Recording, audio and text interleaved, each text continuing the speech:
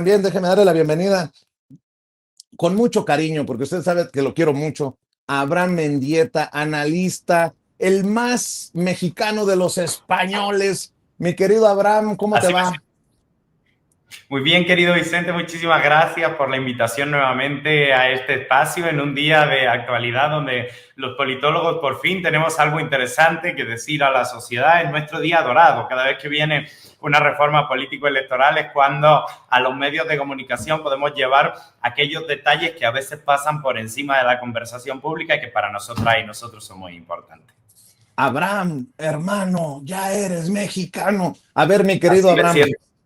a ver, la presidenta dice, la presidenta le va a cumplir a su pueblo, porque eso fue lo que les Así prometí con es. la reforma electoral.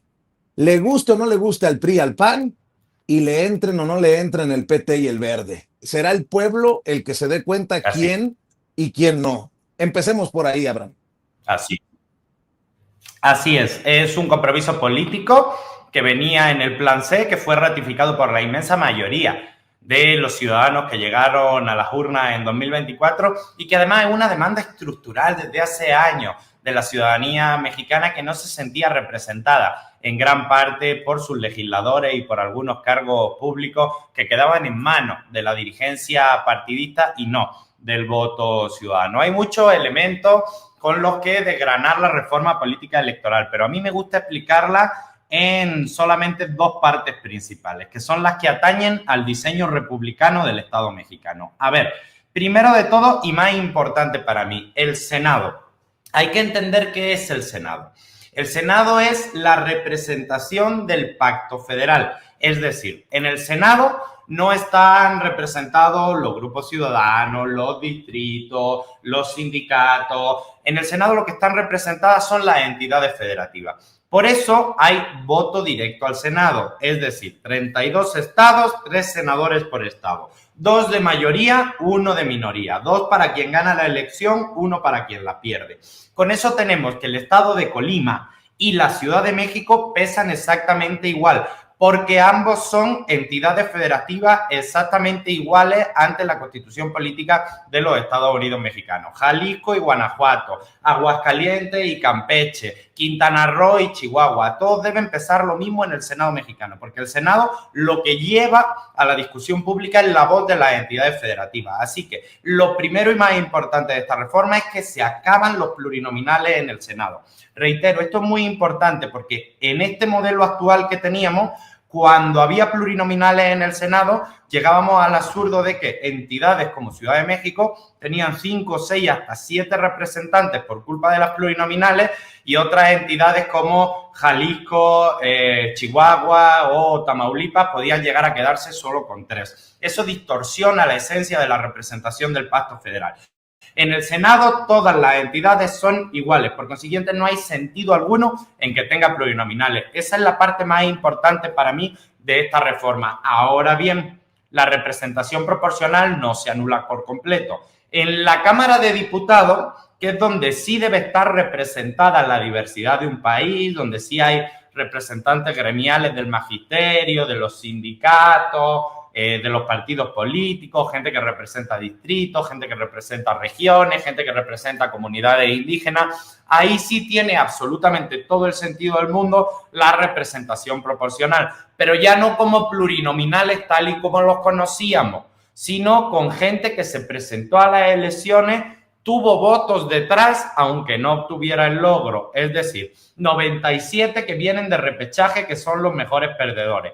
95 que van a ir en voto directo en las listas nacionales. Por ejemplo, si el impresentable de Alito Moreno sale en la lista nacional y a ti no te gusta, ese no lo marca, pero marca el número 2 o el número 5, que ese sí te convence. Y 8 de voto migrante, también voto directo. Lo que se está haciendo es eliminar por completo a los plurinominales en el Senado, que no tenían ningún sentido, que distorsionaban la constitución política de los Estados Unidos mexicanos, y mantener la representación proporcional en la Cámara de Diputados, pero con voto directo, ya sea 97 como mejores perdedores, 95 como voto directo o 8 de mexicanos residentes en el exterior.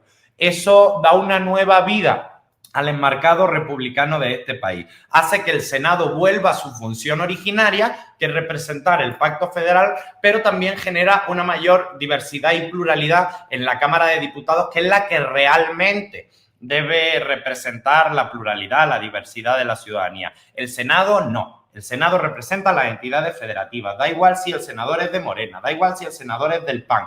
Ellos representan a un Estado. Con esta reforma se vuelve a la construcción originaria en la que tiene sentido tener dos cámaras diferenciadas. Un Senado de la República que representa un pacto federal y una Cámara de Diputados que representa la diversidad de la ciudadanía. Esto fortalece por mucho la manera en la que el pueblo de México está representado en su poder legislativo, y esto fortalece también la legitimidad de ese poder legislativo para tomar decisiones que representan a su propia gente o a sus entidades federativas en el pacto federal. Es una buena noticia. También, por supuesto, la reforma tiene otro tipo de detalles que hay que ir punto por punto desgranando cuando sea necesario. La reducción del presupuesto a los partidos políticos, del costo a las elecciones, del costo en el Congreso Federal y Congreso Local, el descenso en el número absurdo de las regidurías, que hay un montón de gente. Miren, cuando vienen los procesos internos en los partidos políticos, a mí me sorprende muchísimo las guerras fratricidas que se dan por que determinadas personas sean regidores o regidoras en tal ciudad,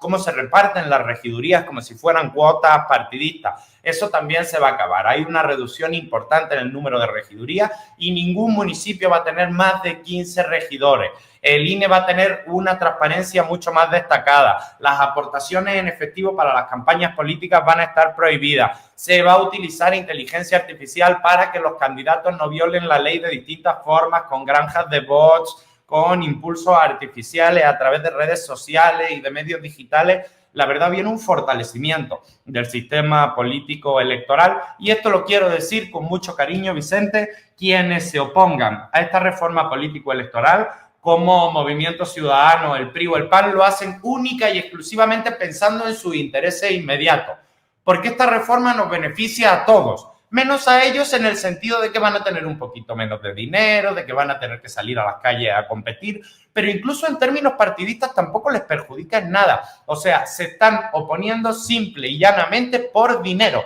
porque esto haría que si ellos se presentaran a unas elecciones jugando con sus mejores cuadros, también tuvieran más votos. Esto lo obliga a ser más competitivo. Esto beneficiaría a la oposición si fuera una oposición seria. Pero como ellos están pensando únicamente en mantener sus camarillas de poder, en mantener a sus dirigencias al frente de este proceso político electoral, es entonces que se oponen. Pero si ellos estuvieran pensando en ser una oposición seria, esta reforma beneficia a la oposición. Con esta reforma es prácticamente imposible que un partido político pueda tener mayoría calificada en el Senado. Pero ¿sabes por qué se oponen? Pidiendo por años. Perdón. Pero ¿sabes por qué se oponen? Porque no puedes ver a un Alito Moreno haciendo campaña. No puedes ver a Marco Cortés dándole la cara al pueblo. No puedes imaginar a Lili Téllez por las calles de Sonora, porque se han devaluado ellos mismos. O sea, ellos mismos por méritos propios no van a poder, querido Abraham. Totalmente, pero piénsalo al revés. Esta reforma obliga a los partidos políticos a jugar con sus mejores cuadros de territorio, a que salgan a pedir el voto, a que hablen con la ciudadanía y a cambio les respeta el porcentaje de voto que van a tener, sin sobredimensionar, sin sobrerepresentar. Esta reforma les beneficia, incluso impide que una sola alianza electoral tenga mayoría calificada en cámaras como la Cámara de Senadores. Esta reforma viene a solventar algunos de los problemas que llevan denunciando por años y aún así se oponen. Y se oponen por algo tan barato como pensar en el corto plazo. Como tú dices, efectivamente, ni Alito Moreno, ni Lili Téllez, ni Marco Cortés, ni estos personajes se atreven a hacer públicamente campaña en las calles. Y simple y llanamente por eso se están oponiendo. A ver, se está oponiendo Movimiento Ciudadano. Esta reforma político-electoral beneficia a lo que sería la segunda fuerza política del país. ¿Por qué? Porque hay un mejor perdedor. Es decir, a quien no le consiga ganar a Morena, igual va a tener representación y aún así se opone. Movimiento Ciudadano dice que ellos son la segunda fuerza política de este país. Si así fuera, si ellos se lo creyeran, estarían de acuerdo con esta reforma político-electoral, porque beneficia a la oposición competitiva, a la oposición que pierde elecciones, pero tiene un buen resultado. Si se oponen a esto, los de Movimiento Ciudadano en particular, es porque tienen claro que no son la segunda fuerza política del país. Y si se oponen a esto los del PRIAN, es porque tienen claro que quien pierde el poder aquí son las camarillas partidistas. Aunque a ellos les fuera mejor en términos electorales, aunque compitieran con sus mejores hombres y mujeres, aunque obtuvieran mejores resultados, aunque tuvieran mayor porcentaje de voto en Cámara de Diputados y Senadores, aunque tuvieran más legisladores que los van a tener con esta reforma, ellos se oponen porque ya no tienen el poder como camarillas, como dirigentes de los partidos políticos para imponer a quién va en cada lugar. Esto le da incertidumbre al juego de equilibrio. Esto hace que la mesa política donde se toman los acuerdos ya no sea tan relevante, porque el voto abierto de la ciudadanía, incluso para las listas nacionales, puede hacer que un acuerdo se te caiga. O sea, yo te puedo poner a ti, si soy dirigente de un partido político, en el número 2 de la lista nacional o en el número 1 de la lista nacional, pero si la gente no te vota, te chingaste. Y mi acuerdo se cayó. Esto es lo que les molesta a Alito, a los dirigentes del PAN y a los dirigentes de Movimiento Ciudadano, que las camarillas políticas pierden fuerza y que es la ciudadanía con su voto la que gana incidencia. Pero reitero, son torpes, porque esta es una reforma electoral que beneficia a la oposición, que beneficia al equilibrio republicano de este país. Se oponen solo por un interés inmediato. Son torpes y además no han tenido tiempo a leerla entera. Porque yo mismo, que soy, a diferencia de otros personajes, soy politólogo, me encanta el sistema político mexicano, le entiendo un poquito al tema de las elecciones, tardé un ratito en ir desgranando algunos de los puntos principales. Estos se oponen por consigna, no han tenido tiempo siquiera a trabajarla y ya se están oponiendo. ¿Por qué? Porque vieron desde el primer momento que esto le quita fuerza como dirigente, aunque les diera representantes públicos, aunque les diera más poder como partido. Pues por lo que estás diciendo, qué pésima dictadura esta del segundo piso de la transformación. Una dictadura que hace una reforma que beneficia a la oposición. Vicente, con esta reforma electoral la oposición tiene prácticamente seguro que nunca más Morena y la 4T tienen mayoría constitucional en el Senado. Lo tienen, o sea, si Morena ganara absolutamente los 32 estados de la República en el Senado, ni aún así tendría mayoría calificada en el Senado de la República, y se oponen. Hay que ser torpe, hay que ser mezquino o hay que ser egoísta y cortoplacista, porque le estamos dando lo que quieren y aún así se oponen porque son unos ridículos y solo piensan en su beneficio inmediato y no en el bien de la República. Déjame pedirte, si me permites, para cerrar, una reflexión sobre la imagen, la figura presidencial, la figura de Claudia Sheinbaum Pardo, con esto, ¿no? Que muchos dirán, es un berrinche presidencial, porque a pesar de no tener de su lado necesariamente al PT y al Verde, porque eso parece que no están del todo convencidos, pues ella va con lo que prometió y no le puede quedar mal al pueblo. ¿Cómo queda la presidenta Claudia Sheinbaum Pardo con esta reforma electoral que tanto critican los grandes demócratas como los Lorenzo Córdoba, los Ciro Murayama, los Edmundo Jacobo? ¿Qué sabe? Nótese mi sarcasmo, ¿eh? ¿Qué sabe Claudia Sheinbaum Pardo de democracia, mi querido Abraham? Y perdonen toda el sarcasmo y que hasta en tono burlón lo esté diciendo, pero es que están para reírse estos personajes. Está patético. Algo sabrá de democracia la mujer más votada de la historia, habría que decirle a Lorenzo Córdoba y a Ciro Murayama. La presidenta queda como una estatista, porque está presentando una reforma electoral que no necesariamente la beneficia y que no necesariamente beneficia a su partido. Con esta reforma electoral es prácticamente imposible que un partido o una alianza tenga mayoría calificada en el Senado. Es decir, si Morena ganara los 32 estados de la República en el Senado, algo que no pasó ni en 2024, Morena no tendría mayoría calificada en la Cámara de Senadores. Esta reforma beneficia a la oposición, al partido más fuerte de la oposición.